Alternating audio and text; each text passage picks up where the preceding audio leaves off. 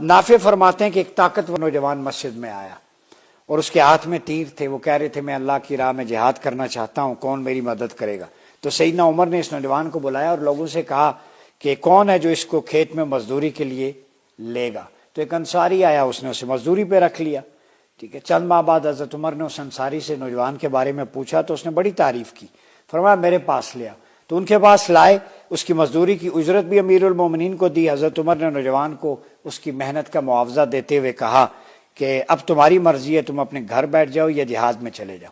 تو یہ رویہ کسی مثالی حکمران کا ہی ہو سکتا ہے. پھر آپ دیکھیں حمزہ بن سعید کی روایت ہے کہ عمر رضی اللہ تعالیٰ عنہ کے پاس چند اونی چادریں لائی گئیں. ایک عمدہ چادر تھی جو بڑی قیمتی تھی. کسی نے مشورہ دیا یہ اپنے بیٹے عبداللہ کی بیوی صفیہ بن عبید کو دے دیں, ٹھیک ہے, جو نئی دلہن بن کر آئی تھی. ٹھیک ہے, اور حضرت عمر نے فرمایا میں چادر ایسی عورت کے پاس بھیجوں گا جو ابن عمر کی بیوی سے زیادہ اس کی حقدار ہے, اور وہ ہیں ام عمارہ بن کعب, جن کے بارے میں آپ صلی اللہ علیہ وسلم نے فرمایا کہ جب جنگ احد میں دائیں بائیں جس جانب بھی رخ کرتا ام عمارہ مجھے بچانے کے لیے اس طرف لڑتی ہوئی نظر آئیں, حضور کی ڈھال بن گئیں. تو یہ مثالی حکمران کبھی اقربا پروری نہیں کرتا. اپنے بیٹے کی یعنی اپنی بہو کو وہ چادر نہیں دی, ام عمارہ کو دی. فضیلت کیا تھی؟ احد میں حضور کے لیے ڈھال بن گئی. تو جو کارنامے دین کے لیے ہوں اس بنیاد پہ وہ حقدار ہوتا ہے.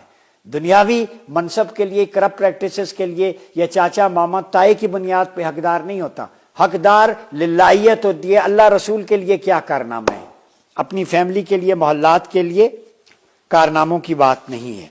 پھر اس کے بعد سیدنا عمر رضی اللہ تعالیٰ عنہ بازار سے گزر رہے تھے.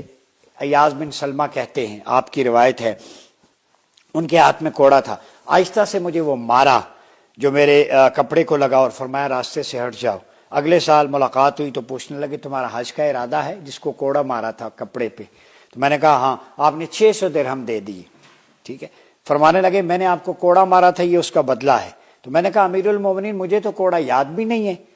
ٹھیک ہے, تو جس حکمران کے دل حساس نہ ہوں وہ عوام کا احساس نہیں کر سکتا. امام ابن جریر طبری نے لکھا ہے.